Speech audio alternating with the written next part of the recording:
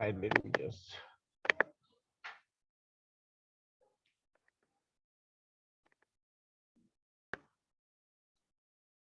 All right. Welcome, guys, to this session for this week. We started on leases, and we're going to continue on leases today. Right. We said that the important things that you have when you are dealing with leases, first of all, ask yourself, is this a finance lease or is it an operating lease? Then after you know that this is a finance or operating lease, you also have to know, am I dealing with the books of the lessor or I'm dealing with the books of the lessee?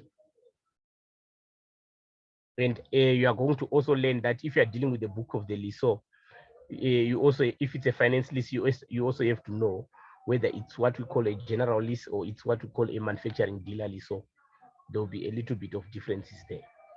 So those are the things that you should first understand before you answer the question. And when they ask you a question, they can ask you different things. They can say disclose the notes. You should know what are the notes that are relevant when I'm doing the books of the lessee and it's a finance lease or it's an operating lease. You should be able to know the notes that are relevant. Because sometimes they will just give an open question whereby they say disclose the notes. Sometimes they specify disclose 1, 2, 3 notes. Sometimes they just say disclose the notes except the following. So that means you should know all of them. Then you know which ones to take out. And you should also know the text implications of leases, so that whatever way you are able to answer those things. So we're going to continue with the leases. We did the operating lease. Now we want to deal with the finance lease, but of course along the way we'll also be dealing with the operating lease. So we started on a question last week, which was a finance lease in the books of the lessee. Right. So before we proceed, we just have to remind each other of the list that we are dealing with, so that we can be fresh on what was happening. Right. So I'll read it again. But I think going forward, I will try by all means to give you a question in advance, and then you read it. Please, you read it before we come to the meeting, so that we don't waste time going over the questions again. So the general reading of the whole passage, I would ask you to do it before we meet, so that already you know what is required, so that we go straight to what we need to do, so that we don't waste time. Right. So Plastics Gallo Limited is a company that recycles, processes, and manufactures plastic. During this plastic manufacturing process, plastic is melted and then pressed through a die. This creates a fixed plastic shape. Plastics Gallo has plants across South Africa. Plastic Gallo is a 31 July year end. Right. We have got a list of machine. On 1 August 2021, Plastics Galore entered into a contract with Melting Point Limited to lease a machine from Melting Point. They leased the machine from Melting Point. So at the end of the day, that means Plastics Galore is the lessee. Plastics Galore is the lessee. Then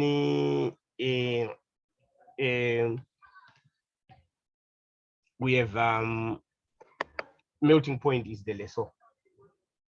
So we already know that this is a lessee, this is a lessor. Right.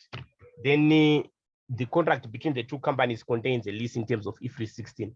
So it's a lease. Although I think if you remember from last week, I added a question where I said discuss if the above two contracts contain leases. So you wouldn't expect such a question if they say it already contains a lease, but I just said to do it so that you know how to answer a question if they ask you if the question, because they always ask these days, they ask questions that may be discussed if the lease contains a lease. Discuss the recognition. I think you saw assessment, the recognition of measurement of the lease. They are moving away from just saying prepare. They need you to illustrate your understanding of the concepts rather than to just prepare. Right. Then prepare the notes relating to the leases in the financial statements of Gallo Limited. So we're doing Plastics Gallo, and Plastics Gallo is the lessee. So we're dealing with the finance lease in the books of the lessee. right? The lessee does not differentiate between a manufacturing dealer and a general lease. They just account for the lease in the same way, right? So the notes that we expect, right? The notes that are expected.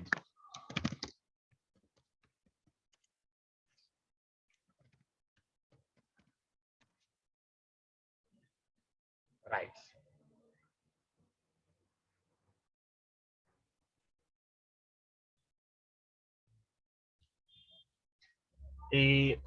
When you are dealing with a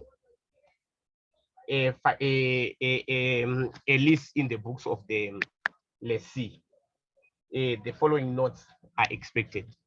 Normally, for all the notes, we expect the accounting policies, but you should know that in most of your exams, they always say the accounting policies should be excluded. When we're talking about accounting policies, for example, how do they measure depreciation? Are they using the cost model or the revaluation model on assets? Normally, this one they usually do not ask you to do it. Right. Then we also need always, almost in every topic, there is the profit before tax note. Right. A profit before tax note, it lists all the incomes and expenses. Okay, let me just write that these are the expected notes when we're dealing with the finance list in the books of the lesson.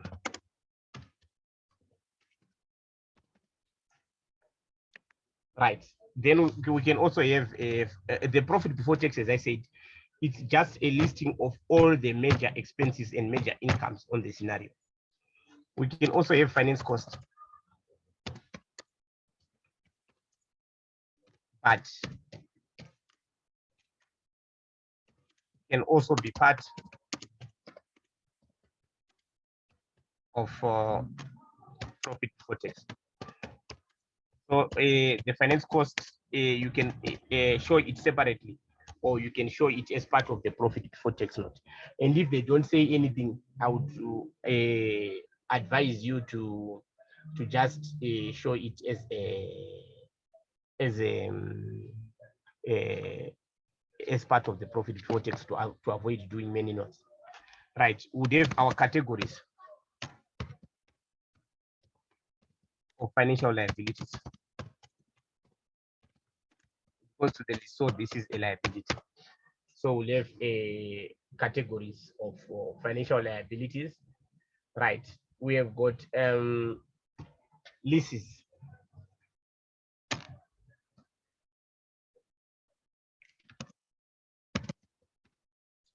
Right, we have got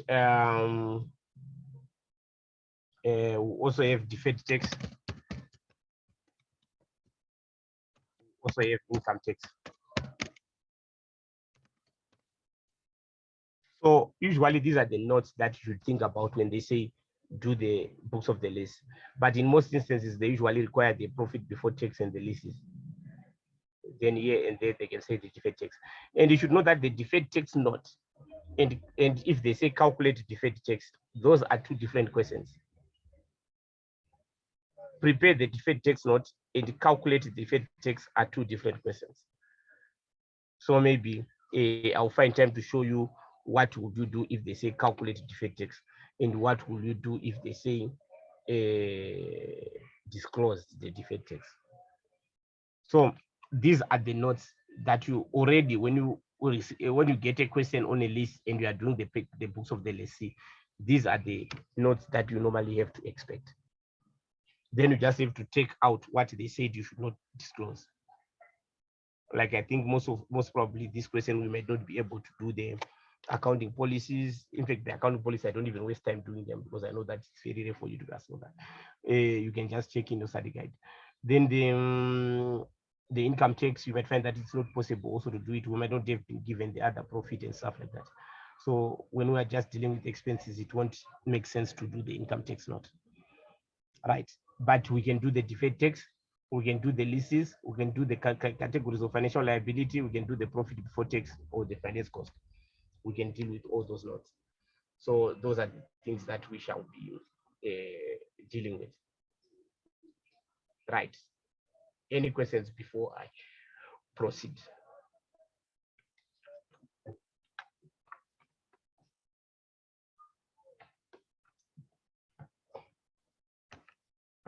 Right. So I will proceed.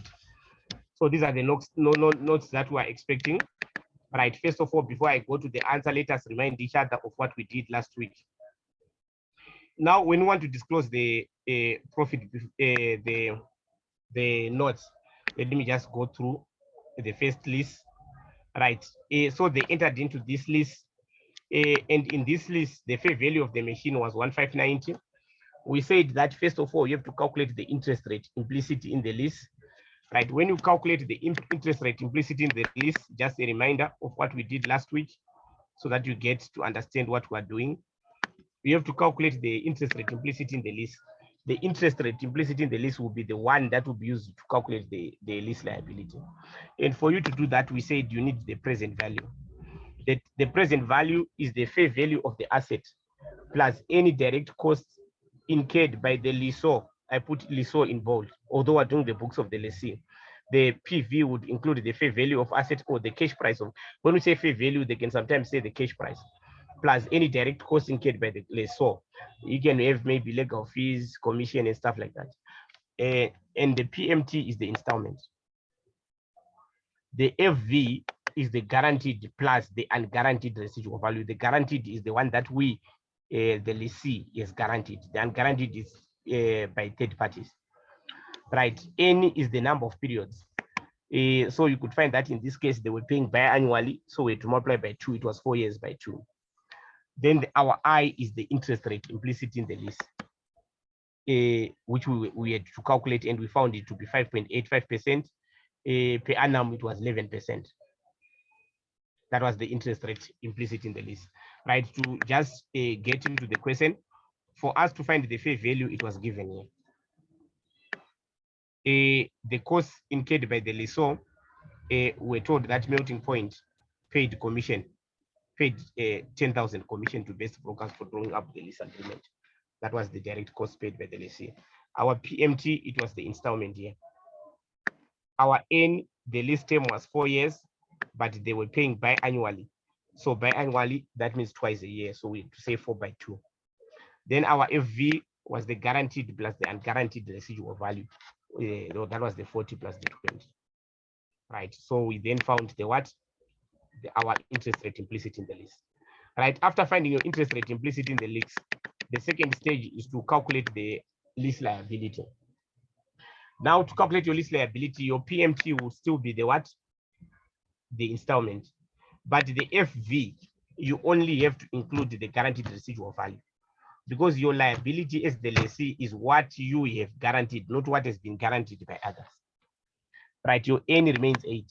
Then your interest, you take the interest rate implicit in the lease, which you calculated on step 1. Then you find the present value. That is the present value of the lease liability.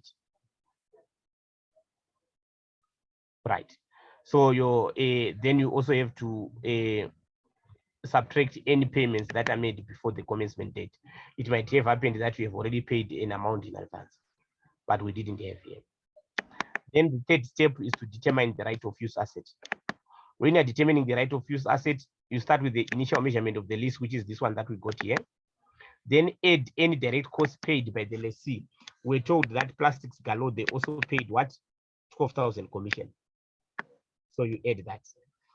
Right. Then you also have to add any payments made at or before the commencement date that have already been paid. Then if there are any dismantling that will happen, you have to add the dismantling costs. Mr. Eugene? Yes. Can you please give us other examples of direct costs? That's what I said, that legal fees, commission. Okay, by the lessee, we can even have transport. You can have inspection. You can have installation. All those are direct costs. Thank you. Right. Then we did the amortization table. And I said, if you don't know how to do the amortization table, feel free. Like for me to do it in class, it might take us time. So I would suggest that you make an appointment. I tell you the time that you are convenient, which is outside the class periods. Then you can just tell me what type of calculator you are using. First of all, I give you the notes on using your calculator. You try on your own. If you don't understand, then we do a meeting. Then I can help you do the amortization table. So this is the amortization table that we did. Right. Then we had the second list. Right. In the second list, sorry, Mr. Eugene. Yes, my boss. Regarding the amortization, do we need to use financial calculator, or the normal one is fine? The normal one, you won't finish an exam or an assessment. It will take you a lot of time. You can do it, but it takes a lot of time. Oh, And so a it's, financial because one of is the many recommended. calculations you have to make, there can also be a probability of making many mistakes. Oh, okay. So I would suggest that you find a financial calculator. All right, thanks. Right. Lease to Bamboo. Then on 1 August, Plastics Gallo leased one of their newly acquired buildings to Bamboo for a period of 4 years. The lease doesn't contain the option to extend the lease term or option to purchase the building. The building will return to Plastics Gallo after the 4-year lease period. Then we assessed this lease and we found that it's an operating lease. It was just like renting, right? So initially they were paying a monthly rent of 32,000, excluding VAT. And also remember that whenever you are calculating your lease expenses or lease income, it should exclude VAT. Right. Then there was an escalation clause of 6% and an escalation clause of 8%. And remember from our previous two classes, we said if the lease payments are changing, we always measure the lease at we equalize the lease over the lease period. We equalize the lease payments over the lease period. And we did that by calculating here. We found that from 1 August to 31 July 2023, they were paying 768. 1 August to 31 July, there was an increase of 6%. They paid 407. Then 1 August to 31 July 2025, 439. So during the whole 4 years, they paid this. Then we found that per year is 403. Because according to IFRS 17, you have to equalize the lease payments over the lease periods. Although they will change, but you should straight line them over the lease period. Right. Any other costs, additional costs like the legal fees paid are not straight lined. If they are maintenance, legal fees, I think we did that the previous two classes. Those ones will be recognized as an expense on their own. Then we also recognized the depreciation. If you are leasing an asset under an operating lease, that means the asset is you are controlling it. So you provide for depreciation on that asset. You provide for depreciation on that asset. So we provided for depreciation, we found it here. And also the right of use asset, I think we also provided for depreciation and we calculated our finance cost. Right, now at this stage, let us do the notes. Right, so that would be,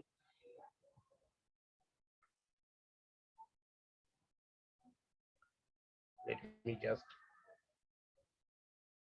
right, we have got an I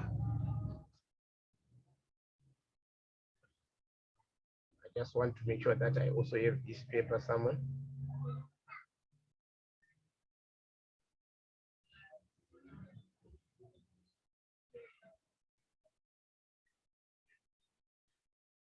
Right.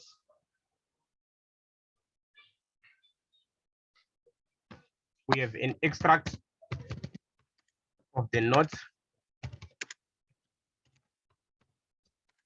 to the financial statements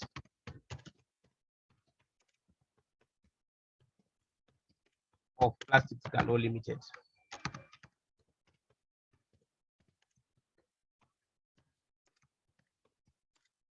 For the year ended 31 July 2022. Right. We'll have number 1, profit before tax. We write a statement, profit before tax has been determined after taking the following into account.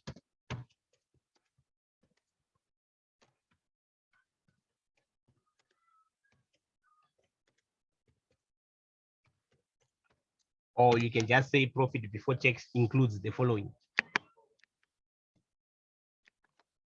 Or included in profit before tax are the following, whatever you write, as long as it just shows that we can start with incomes.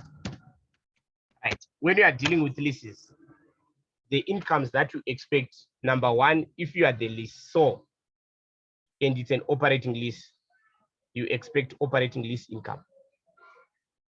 Operating lease income. Right, of which we had the operating lease income, which they received from Bamboo, which we calculated here and straight line, and we found that the operating lease income was 403,661. 403,661. Right, so that was 403,661. Right. Then if you have got a finance lease and you are the lessor, you also expect finance income, because the interest on the lease will be income in your books. But in this case, on the finance lease part, Plastics Galore is the lessee, so the interest is actually an expense. Right. So I would think this was the only income that we had, unless there were other incomes. Let me just verify so that I make sure.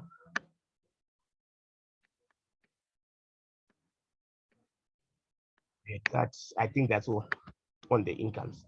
Right. Then we'll have our expenses. Right. On the we are going to have the finance cost.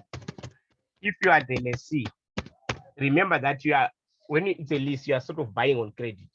So the amount on the cash price, they will top up the interest. So you have to include the interest for this year. So please, guys, what is very important when you are recording the finance cost, you should know your financial year. Our year was ending 31 July 2022. And on 31 July 2022, this is our 31 July 2022. So we're taking this interest here, because our year started on 1 August 2021.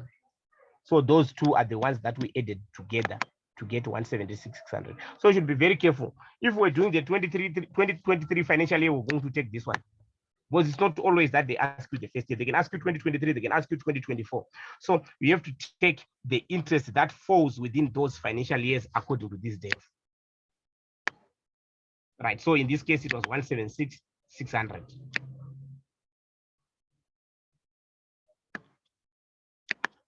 Right. Then we had depreciation.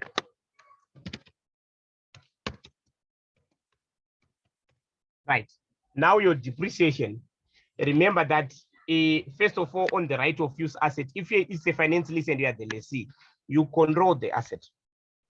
You control the asset, because for it to be a finance lease, we're saying the risks and rewards associated with the asset if transferred to the lessee. So the lessee will provide depreciation for that asset. So the depreciation on that lease, the asset, we found it to be 266,552. And the building that they leased to Bamboo, if it's an operating lease, it still belongs to the risks and rewards are still with what? With the Plastics Galore. So they also provide for depreciation. Right. So for a finance lease, the depreciation will be in the books of the lessee. For a finance lease, the depreciation will be recorded by the lessee because it is the one that is controlling the asset. For an operating lease, the depreciation will be in the books of the lessor because there is no transfer of risks and rewards. I repeat, operating lease, depreciation will be in the books of the lessor. Finance lease, depreciation will be in the books of the lessee. So that means in this finance lease, they are in the books of the lessee, which is Plastics Galore 266,552. Then in this second lease, Plastics Galore is the lessor. Plastics Galore is the lessor, so they will also recognize the depreciation at 1185667. Right. So here we'll have our depreciation in the first lease, which is 266,552. Remember that in our notes, our profit before tax, we don't separate the depreciation. We just record the total depreciation, whether it's for a motor vehicle, whether it's for a building, we just add them together.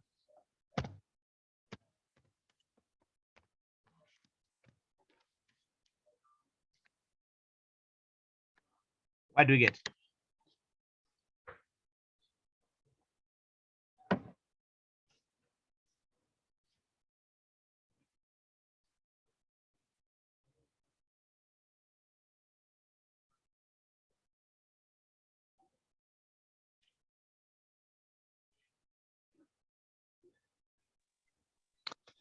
$452,219. Thank you so much. Right, so these are the expenses and incomes that we have on this question. So profit before tax, exams or assessments, they tell you that all amounts are material. So you just list all expenses and all incomes on the question. But of course, we know that when you are practically preparing financial statements, you only include expenses and incomes that are important, both qualitatively and quantitatively. We don't include all expenses, but for the sake of our assessments and exams, they always say assume all amounts are material, so you include all expenses and all incomes. And you don't have to subtract the expenses from incomes on your profit before tax note. You don't have to add up anything. It's just a listing of the major expenses and incomes. So you don't have to add them up or net them off. You just list them as what we have done. But you shall also learn about some types of notes that might also require you to write a statement. For example, if there's a change in accounting estimate, you might need to write a note below that. Any questions? Right. The second note that we'll do,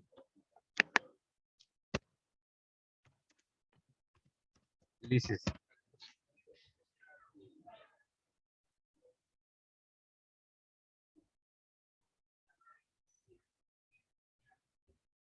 Right.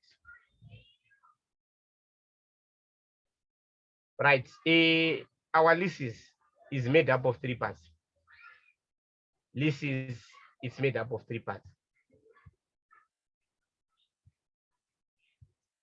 Right. Let me just maybe a note somewhere here. Leases note.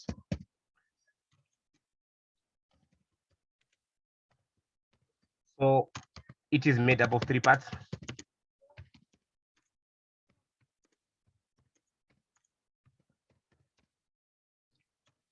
Right. Number 1, we have got them right of use assets. Right. Ever since they introduced IFRS 17, before IFRS 17 was introduced, if you are leasing an asset, you are holding an asset under finance lease, you were just going to include it as part of your PPE. But from the time that they introduced IFRS 17, you can no longer record it as part of PPE. They are recorded as what we call right of use asset to show that the legal ownership is not passed. Right, so you have to show your right of use asset. Then number 2, you have to show your maturity analysis. Analysis of lease payments. You have to show your lease payments that you are supposed to make. Then number 3, we have to show the cash flows.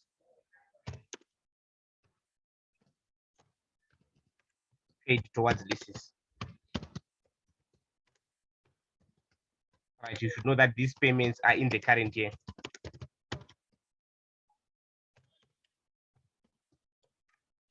Then this one, you know that it's a maturity analysis of payments to be made in future. That is after the reporting date.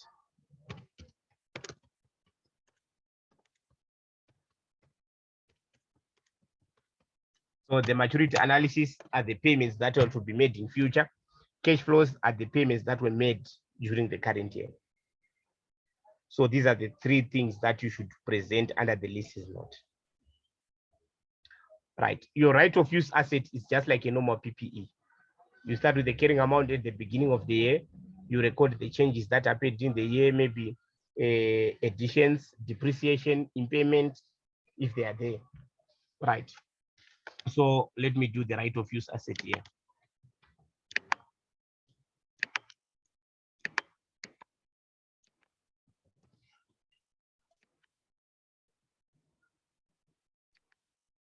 Intended. Yes, Eugene. Yes. Just wanted to check the rights of use. Yes. So when you're presenting your statement of financial position now, Yes. does it mean that on the face of it you will have property, plant, and equipment, and then you have the right of use? Perfect. Okay. So you have property, plant, and equipment, then you have right of use assets. Okay. So you're no longer consolidating it. We now. don't just record them, all of them as PPE. We no longer do Okay. No problem. Thanks. that. Thank you so much for your contribution. I think it helps a lot of people here.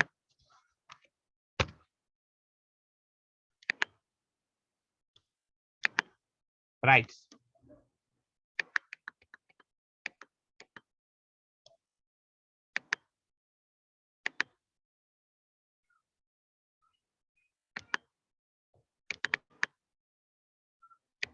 Right. We start with carrying amount at the beginning of here. And please note that when you are recording the right of use asset, you only record those assets that you are holding under finance lease agreements. Only those assets that you are holding under finance lease agreements. Is that right? So if you've got motor vehicles, like in this case, what is it?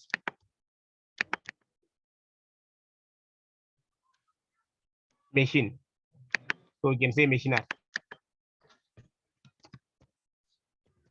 There's no need for us to do the total. So if you have buildings, you can have another column for buildings. If you had motor vehicles, another column for motor vehicles, then a total column. But here they will just be the same, so there's no need for me to do a total column. So all right of use assets, you don't have all those under the list. You don't have to do a separate note for each asset. All of them, just like what we do with PPE, you can just do a note for all of them here. But you can create for each class a separate what? A separate column. Not for each machine. If there are 3 machines leased from different suppliers, you just have to do one note. Machinery, just at once. All right, carrying amount at the beginning of the year, we mean the right of use assets that came from the previous year. All right, remember that our year is ending on 31 July 2022, and it started on 1 August, and our lease started on 1 August. So it started this year, so there was no carrying amount at the beginning of the year. So this was 0. Right, then we have additions during year, just like our PP note.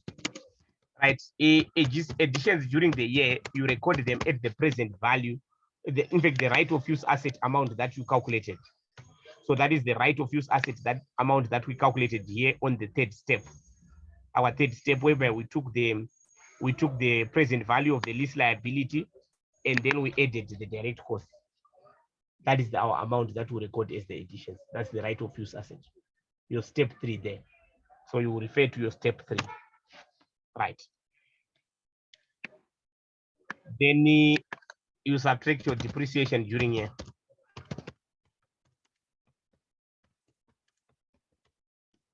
Right. Your depreciation during year, it was for the first lease, it was this one here, 266,552. 266,552.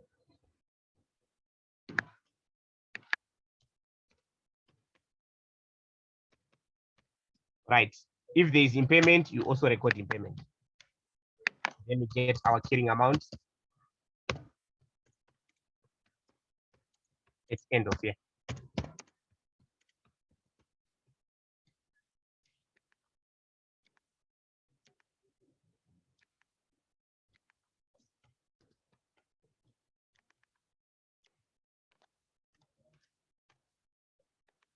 That is our carrying amount at the end of the year.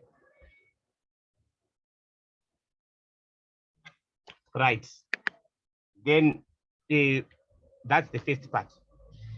Then we do the second. Any questions on the first part on the right of use asset? So if this list had started in the previous years, we're going to have a carrying amount at the beginning of the year there, which will be the cost minus accumulated depreciation at the beginning of the year. Right. 2.2. Maturity. Eugene, Yes. yes. I don't know if I'm the one who's confusing myself, but I just want to ask on the note for the profit before tax expenses, right? You use both depreciations there. So why on the one for right of use are we only using the two Remember that assets? the other one is not a right of use asset. A right of use asset is an asset that we are holding under a Okay. lease agreement. This one is PPE, my sister. All right. This one is our PPE asset. If you are the lessee and you are leasing an asset under an operating, this one is not a right of use asset. It's our asset. That means it's PPE. Is that right? Yes. So, like, remember in the first lease, we are the lessee. That's why there's and it's a finance lease. That's why it's a right of use asset. But in the second lease, it's an operating lease and we are the lessor. So that asset is not right of use, it's PPE. So we do a separate note for PPE. Okay.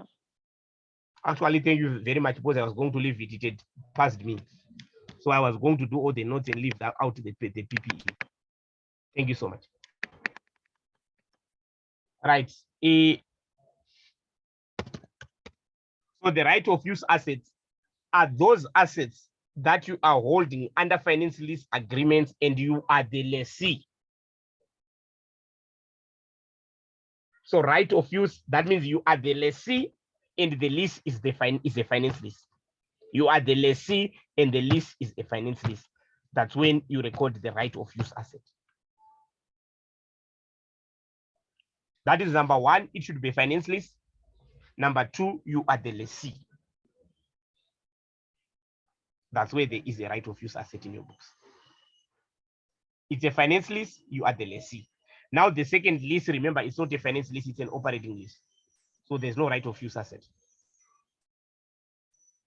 Thank you so much, my sister, for bringing that out. Otherwise, I was not going to explain that to my colleagues. Right. Then we do our maturity analysis. Right.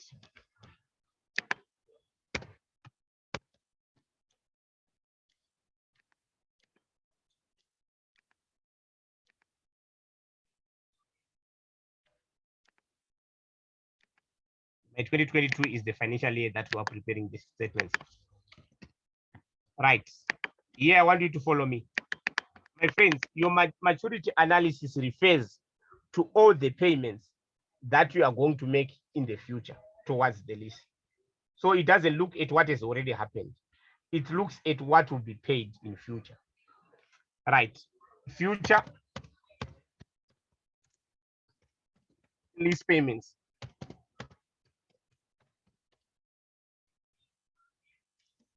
Undiscounted. When we say undiscounted, we mean the installments, including the interest portion. Right. For the year ended, you go year by year. 31 July, the next day will be ending 31 July 2023. Right. You go year by year. Remember that our lease, it ends in 2025. So year by year, 2023, 2024, 2025, showing all the payments that you're going to make towards the lease. Right. For the year ended,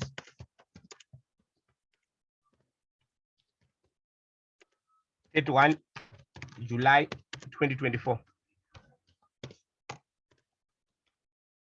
Right.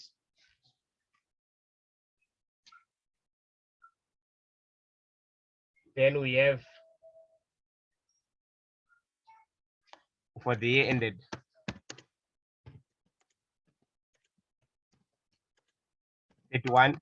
July 2025. Right. Someone may say, oh, but if it's 10 years, can you go year by year? Right. When you reach the 5th year, you can just say year 5 to year 10. Then you can go year 10 to year 15, bunching them together. But the first 5 years, we normally have to show them year by year. This is to show the users the cash flows that are likely to be made within the next few years to see the financial risk and stuff like that. So that you can see the cash flows that will be paid. Right. Now, the installments that are being paid, remember, is 250,062. And they are being paid annually. So in 2023, we're going to pay these 2 payments. In 2024, these 2 payments. In 2025, these 2 payments. So every year there are 2. So that will be 250,062. Then I think on the last year, there will be something else again. I will show you now. So here it will be 250,062 multiplied by 2, which is the same year, 250,062 multiplied by 2. What do we get? Thank you so much. 500,124. 500,124. In the final year, you should be very careful. Why? The final year will also include the guaranteed residual value because you pay it at the end of the lease. The guaranteed residual value at the end of the lease. So in addition to the 2 payments, they will also pay 40,000. So that means this one would be 250,062 multiplied by 2 plus 40,000. Please, you don't add the unguaranteed. You are not the ones paying it. So you only add the unguaranteed, the guaranteed. Don't add the unguaranteed, only the guaranteed. I think then we'll get 540,124, if I'm not mistaken there. Thank you so much.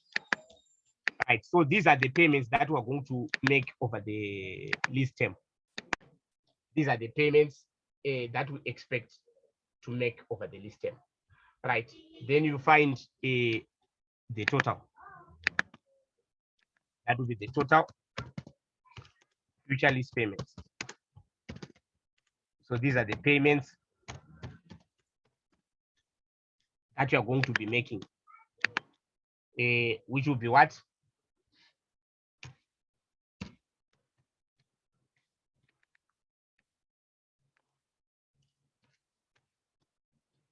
These will be the lease payments that will be paid. Right.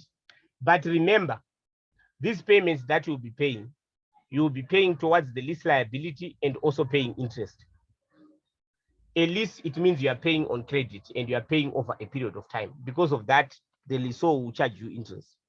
So there will be interest there. So we have to take out the total future finance loss.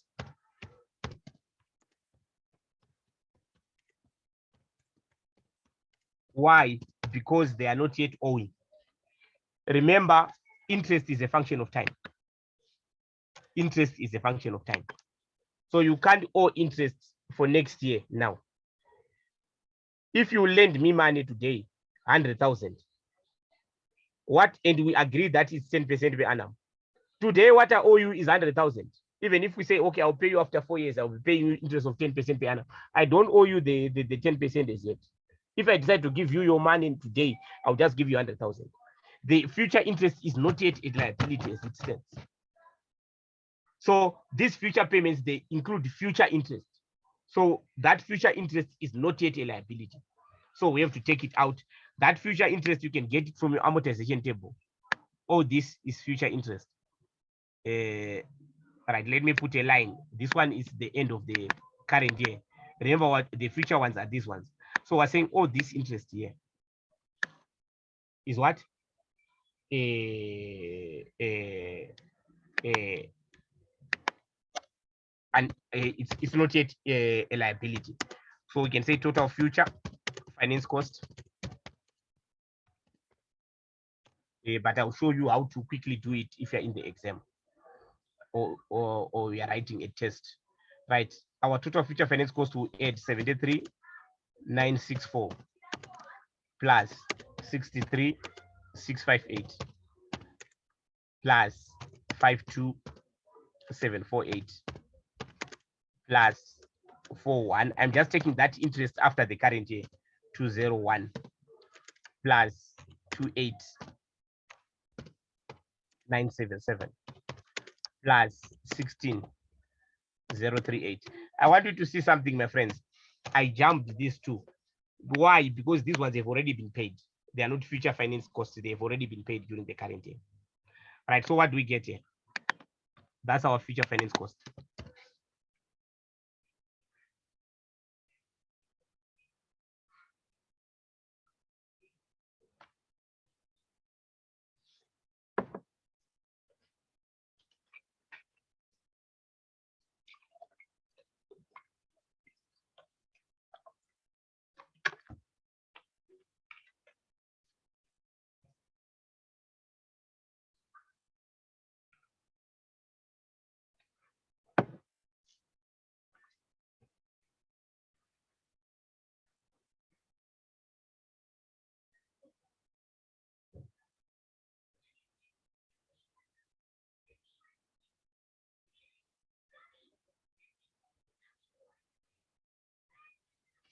Right, we get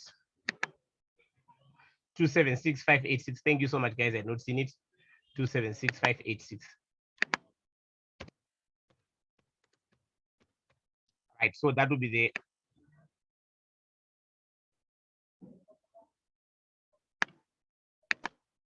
negative 276,586. Right, then we get our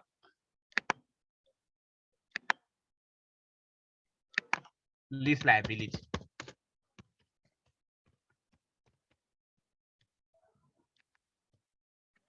That will that will give us what we are owing now by the end of the year. Right. So although we are going to pay for 1,540 by the day we are reporting on 31 July 2022, our liability is 1,263,786. Right. Remember, I said that I will show you. You don't have to add up those interests if you are in an assessment or exam. Why? The lease liability here, we know it. You can just take the balance on amortization table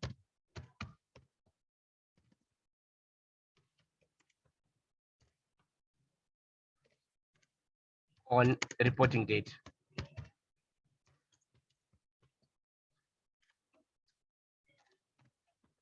Right, our reporting date is 31 July 2022. So you can see here, if you see 31 July 2022 here, our balance was 1,263,786. So you just take from the amortization table your closing balance on the reporting date. So that means if you had the exam, you just start from this 1,263, you find this, then this one will simply be the difference between these two. Then that's it. Instead of adding all those interests, because the amortization table can be big. So instead of wasting your time doing that, you can start from this, find the lease liability, then this one will simply be the difference between these two. Right. Then you are required to show how much of this liability is a short-term liability and how much of this liability is a long-term portion. Right. Short-term portion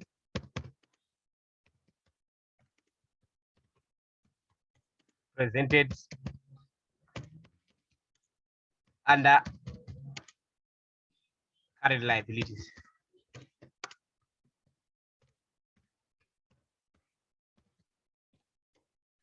Right. Now, your short-term portion, you can also get it from the amortization table. Presented under current liabilities.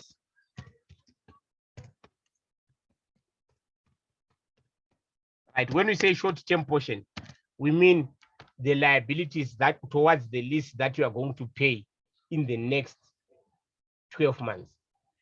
So we're in 2022. So you take the capital repayments in the following year. In this case, that's 2023 because we're in 2022. So you go to your amortization table. On my amortization table, you look at the capital here. Because that this is our liability. Our liability is paid through the capital.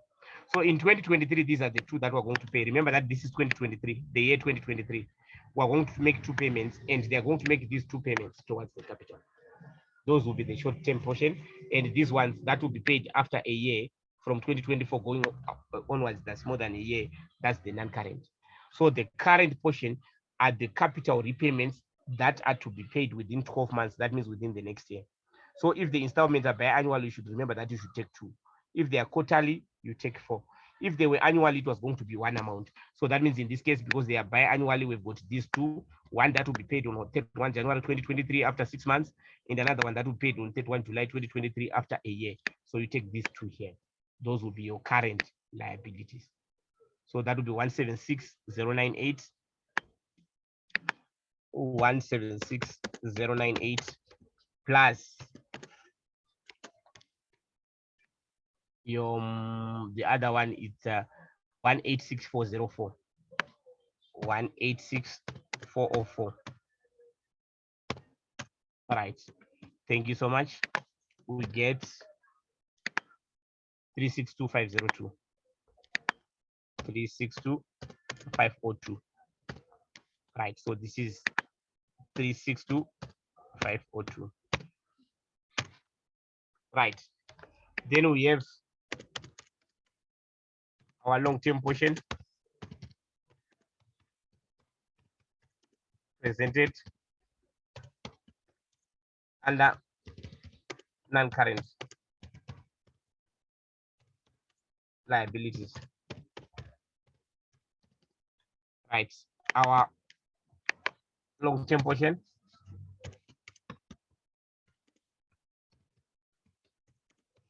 presented under non-current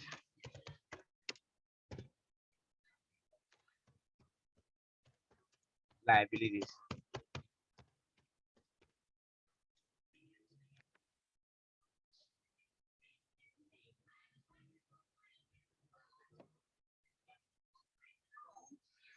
Right, we're saying these ones will be the capital repayments to be made after a year plus guaranteed residual value. Don't forget the guaranteed residual value here. So here we're saying 2024 to 2025 plus the guaranteed.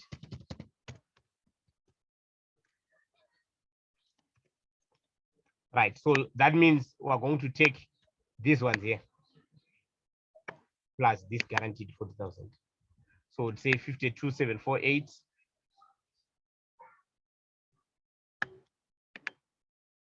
52,748 plus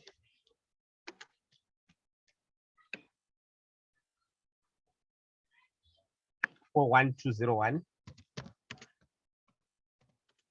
plus 28977 plus 16038. All right. Mtandeni?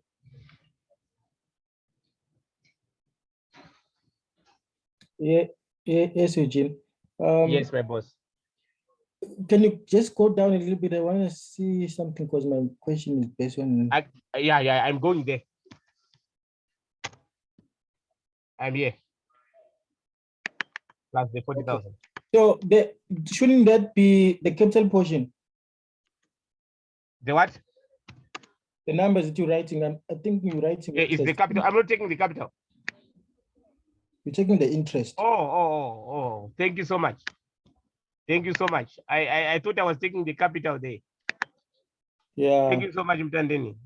I'm doing it. I thought I was taking the capital when I was mistakenly taking the interest. Okay. Thank you so much. So that would be what the 197314 plus 208,861 plus 221,085 plus 234,024. Right. What do we get?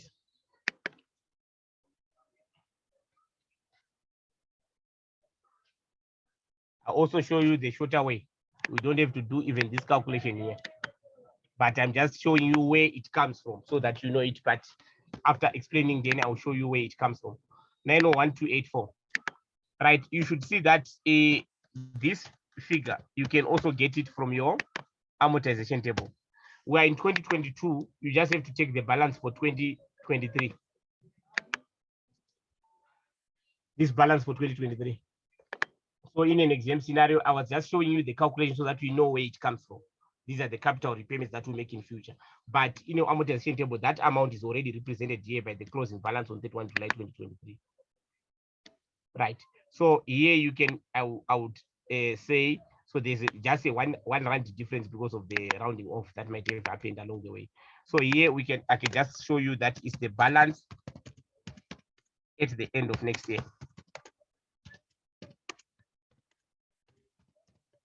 Financial year. In this case, which is 2023. So that closing balance of 2023, you don't have to calculate this figure because it's already there. Right. So at the end of the day, these calculations that we did, these long calculations, you don't have to do them, these two. Why? Because this one, you can get it on the amortization table, the balance on 2022. This one, you can get it on the amortization table, the balance on 2023. This one, you can just find the difference between these two. And that's it. Because this is the 2023 balance, this is the 2022 balance. Then their difference is the short-term portion. That's your maturity analysis. So your maturity analysis looks at the payments that will be paid in future. Our liability by the reporting date, that means the amount that we owe 1,263,786 and its breakdown, how we're going to pay it. This helps the user of the financial statements to see the financial risks associated with the lease. Because that means the owner, the user will see, okay, so these guys are going to pay 500,124. Then I assess, are they going to have it to see if they are going concern?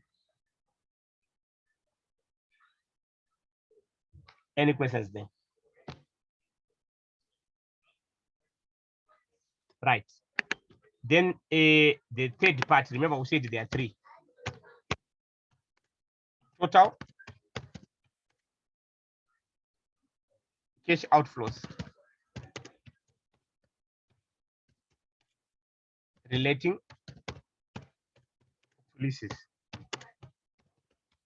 Now, on the total cash outflows, we are looking at the payment that we made, the payments that we made during the current year. This was looking into the future. This now looks at what happened during the current year, our financial year 2022, the payments that we made. Right. Remember that our payments, they are in three forms. When we're paying interest. And we're also paying what? Capital. Then I'll pay 250,062 and 250,062. Sorry, 250,062 and 250,062. Out of that, this was interest and this was capital. Right. So we have to show how much falls, and we have to show them according to their categories. Interest is normally shown under the operating activities. The capital repayment is shown under the financing activities in our statement of cash flows. So you have to show them according to their categories in the statement of cash flows. Then you also have to indicate any direct costs that were paid towards the lease. Like in this case, I think we know that they paid 12,000 commission. And remember, here we're looking at cash flows.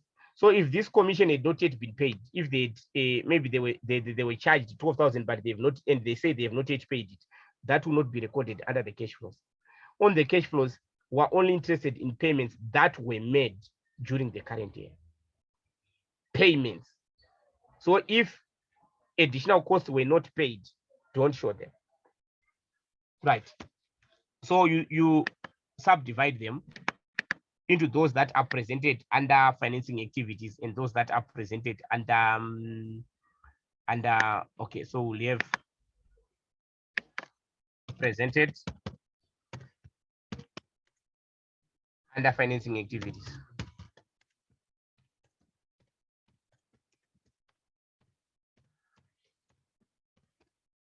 Right. Under financing activities, we show the cash payments for principal portion. Yeah, I'll put in brackets capital so that you understand then. Of lease liabilities. That means those payments that we made during the current year towards the capital. We will add them up. That is, we'll go on our amortization and look at the payments for this year. 157,163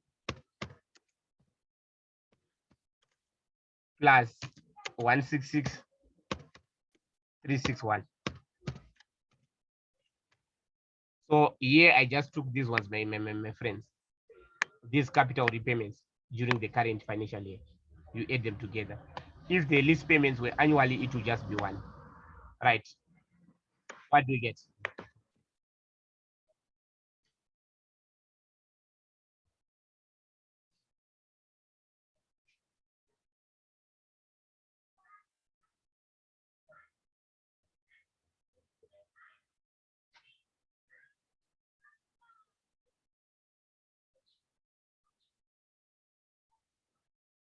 What do you get?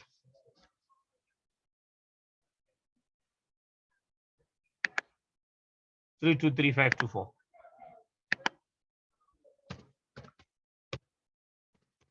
Thank you, my friends. Then we'll have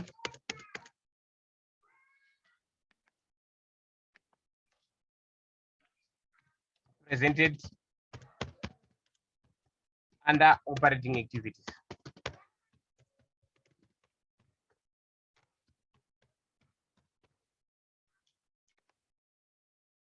Right. Now we'll have our cash payments for interest portion.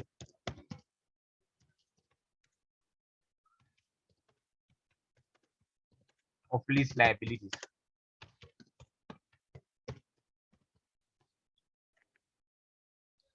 Right, the lease liabilities, we already have the interest payments, we already have it. I think we calculated our interest there. We already have it here, the 176,600. Or if you don't have it, you just have to add these two. And I think I'm going to do with you a scenario whereby our financial year and our lease year do not end at the same time. In that scenario, you cannot just take the interest from the amortization table. Don't worry about that part, we'll do it sometime. Right, then we know that towards these leases, they also paid a commission. They paid 12,000 commission. So we are taking the portion that was paid by our company, Plastics Galore. So then we have cash payments for commission.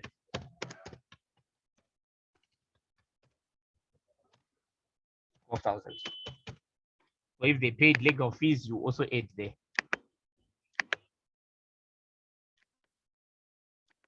Then we add up.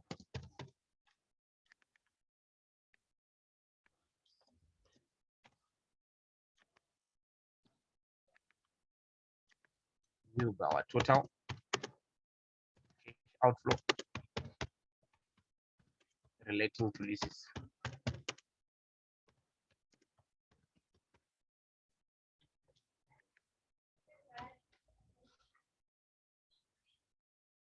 Any questions? So please, our maturity analysis looks at future lease payments. Then our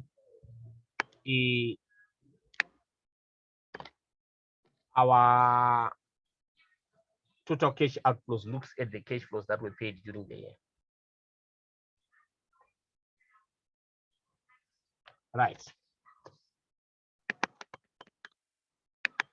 Then we'll do our number 3, property, plant, and equipment.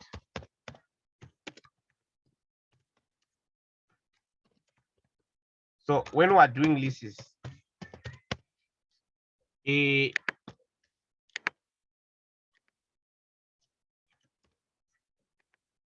and you enter into an operating lease whereby you are the lessor, you will still account for the property, plant, and equipment because all the risks and rewards are with you. You are the one controlling the asset.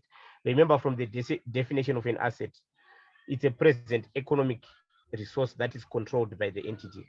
So if you are the lessor, you control the asset. Because you are controlling the asset, you record it in your books. Right. So that means this asset in an operating lease is controlled by the entity. So it will be recorded as part of PPE. Right. Let's see if we've got all the details about the building. Right. The building was acquired on 1 August 2021. Right. Our year is ending on 31 July 2022. So it was acquired during the current year. So we have what? Carrying amount at the beginning of year.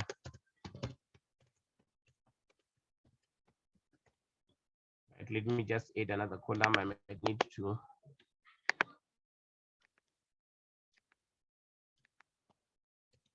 need a building. Right, it's made up of cost and accumulated depreciation.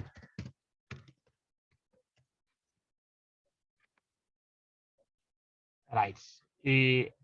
Our cost 0, accumulated depreciation 0. Why? Because it was acquired during the current year. Then we have additions during the year.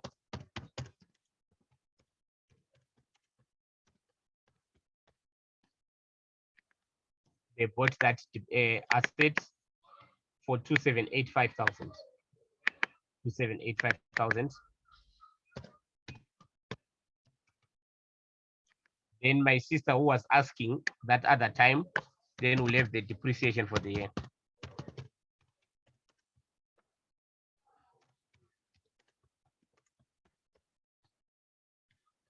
Now, that's where we subtract the depreciation for the building, which we calculated, we found it to be 185,667.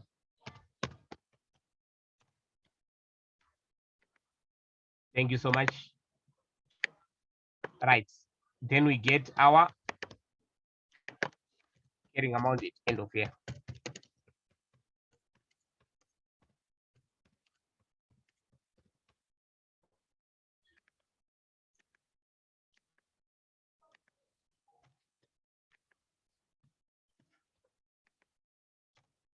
Right, which is made up of the cost and accumulated depreciation.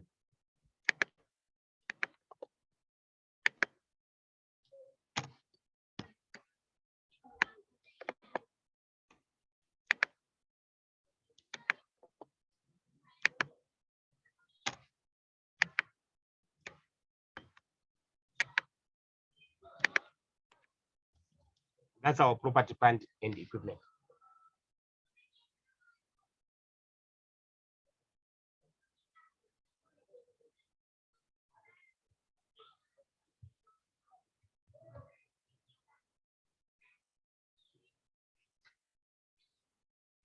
Right.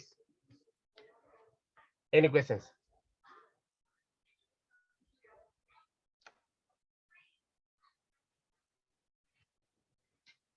Right. Then we can also have categories.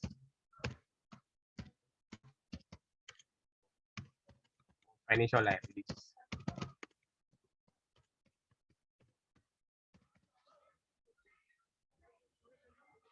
Right. On this note, you now show your categories of these financial liabilities. Actually, we've already determined those categories. That means you'll be showing which ones are current, which ones are non-current. So you'll be showing those assets in your note. So we have to show and we also have to show what we call them categories of categories of what the risk portion of the asset, of the liability, right? So our categories, this is 2022.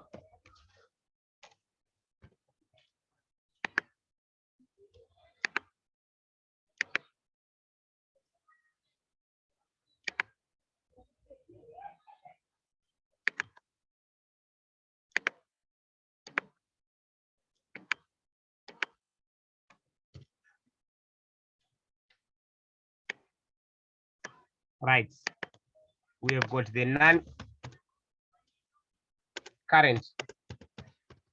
financial liabilities. That is the non-current portion. Right, we have got financial liabilities measured at amortized cost.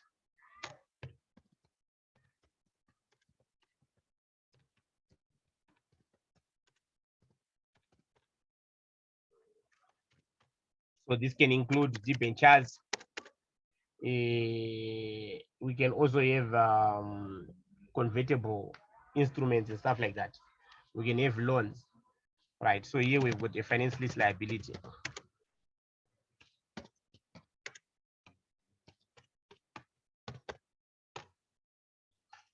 So we take that non-current portion, 91284. That will be our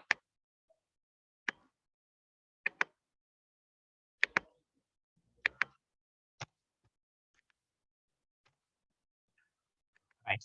Then we also show the current liability.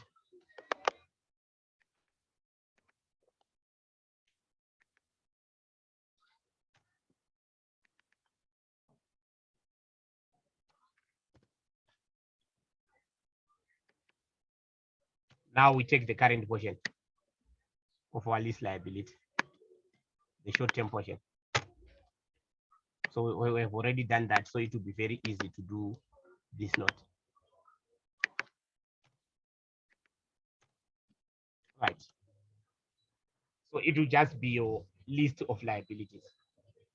Then you can just show that if you are showing the note number, you can just show that this is on number 3. Right. Then you can have your concentration of interest rate risk on financial liabilities.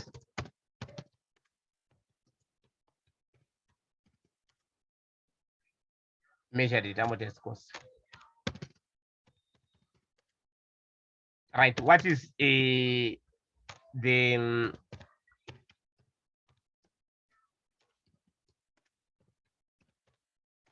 right? What do we mean by concentration of interest rate risk?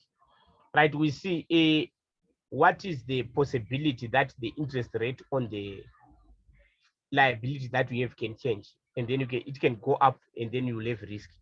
Right. This risk exists when for some loans whereby there is no fixed interest rate. Like you can have an agreement whereby you agree that the loan, the interest will be payable at prime plus, let's say, 3%. Now the prime rate can change. The governor can announce a new prime rate, the governor of the Reserve Bank. So when they announce a prime rate, your interest will go up. So the risk is there for those agreements whereby the interest is not fixed. So in this particular case, if you still remember, for this list that they entered into, because we're not talking about financial liability, we're not talking about the second list, it's only the first list. Right. We're only talking, they had an agreement, and they've got fixed payments, which have got a fixed interest rate. The fact that they've got these fixed payments, they've already agreed on the what payments. So those payments are not going to change. They will just pay 250,062 regardless of what happens on the markets. So that means this company does not have interest risk. Right. So we can say the company has no exposure interest rate changes.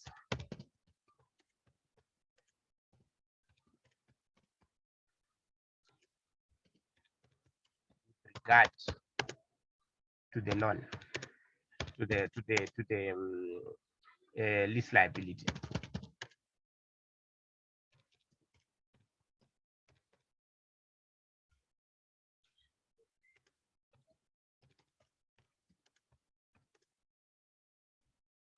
Right, what is our lease? So here, this is Melting Point Limited.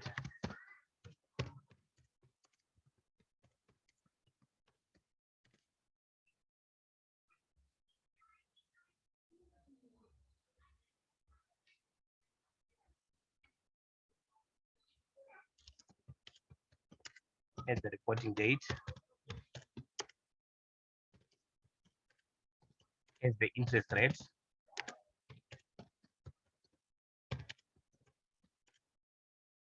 is fixed.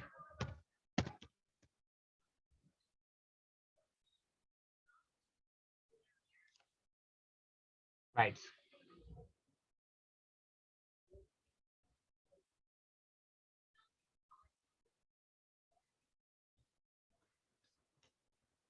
So if there is risk, you have to state that it's pegged at the, let's say, the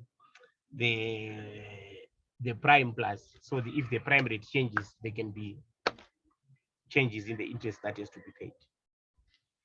Right. Then we also have the concentration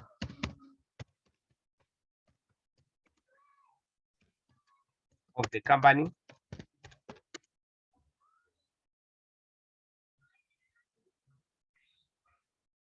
To liquidity risk.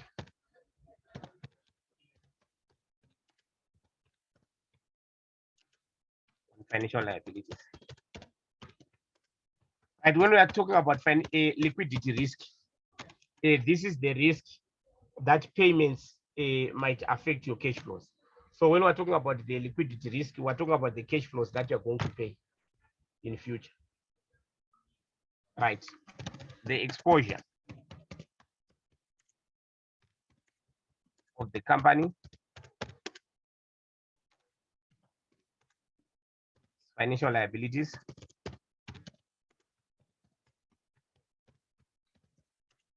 to liquidity risk.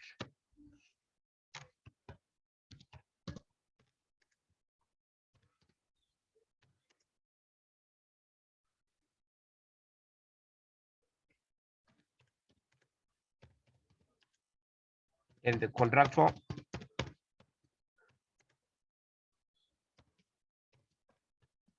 repayment dates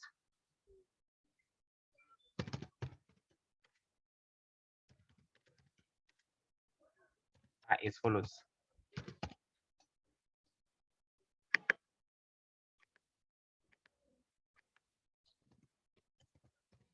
Lease liability,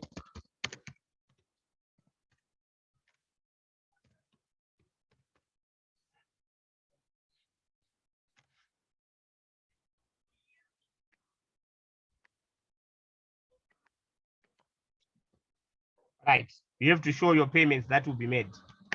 We have less than 1 year,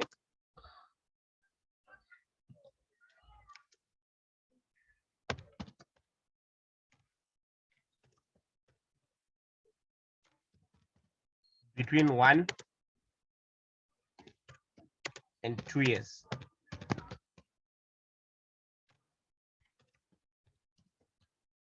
between 2 and 3 years. Remember that it's ending in year 5. So those are the what? The liquidity, that's the liquidity risk, right? The standard does not, it appears as if when they say less than 1 year, they mean within 1 year, not necessarily less than 1 year. Although if you look in the standards, they were saying less than 1 year. So we can just take these ones here. Remember 2022, 2023, 2024, and 2025. These payments here. Let's say, okay, sorry, and the total.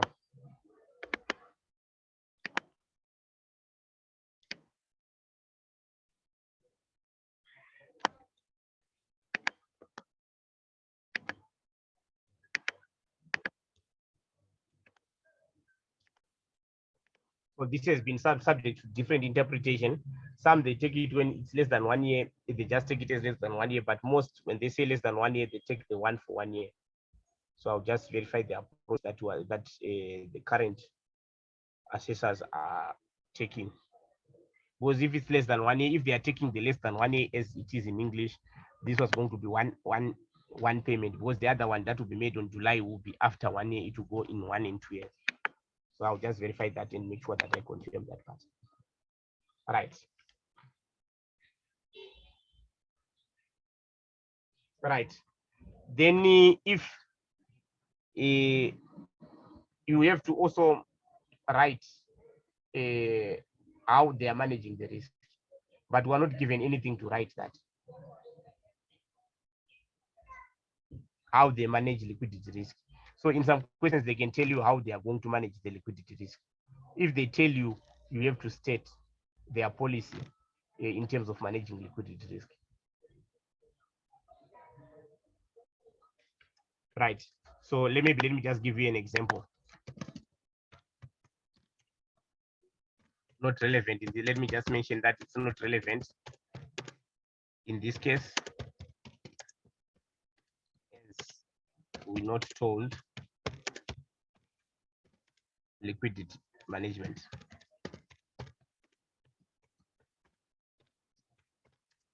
By the entity.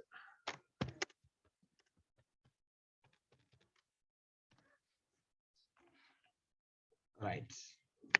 So what I'm writing at the bottom there is an extension of the note. It will be part of this same note. It will be part of the liquidity risk, but we in this case it's irrelevant. But because we're not told, but in some questions they can tell you it's liquidity risk.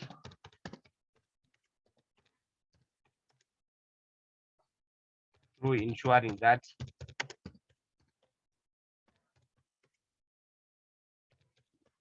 maturities of its assets. This is just an example, but you do it if you are told. And liabilities. Match. This is one way that a business can manage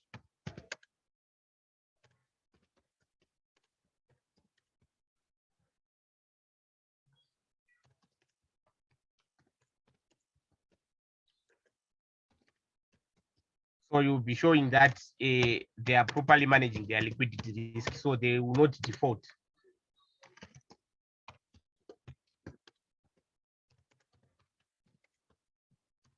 But please, you only write this if you are told.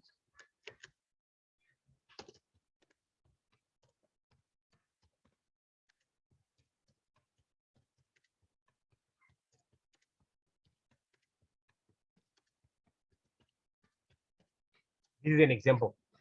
So when we say they are matching liabilities to assets, that means they take debt when they know that maybe they've got an asset, maybe they've got a fixed deposit. It will mature after 2 years and they'll get 50 million. So they take a debt that might need 50 million in that debt. So they make sure that whatever debt they take is matched by the receipts that they are expecting. So they will be covering each other. When you say rolling cash budget, that means they will be monitoring constantly every month the changes in their cash budget to ensure that whatever liabilities that are going to be paid will be met by inflows that will happen. So as I said, this part, you only do it if you are told. So it's not relevant for this part.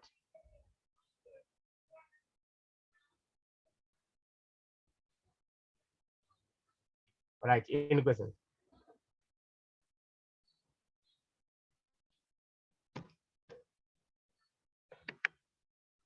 Right, so if we don't have any questions, we'll continue in our next class. Right, in our next class, please remind me to show you the deferred tax, and what else? I need to show you deferred tax. There are two things. I need to show you the deferred tax calculation and the deferred tax disclosure. After that, then we'll move on to the finance list in the books of the, let's see.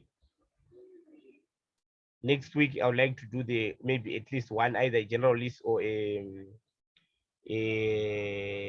manufacturing dealer list. So I want to make sure that we start it and finish it on that day.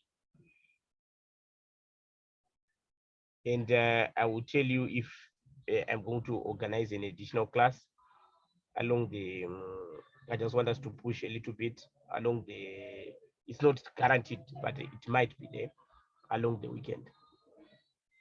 And I think those who attend my physical classes, there will be no physical class. So I'm just trying to maybe try to fix one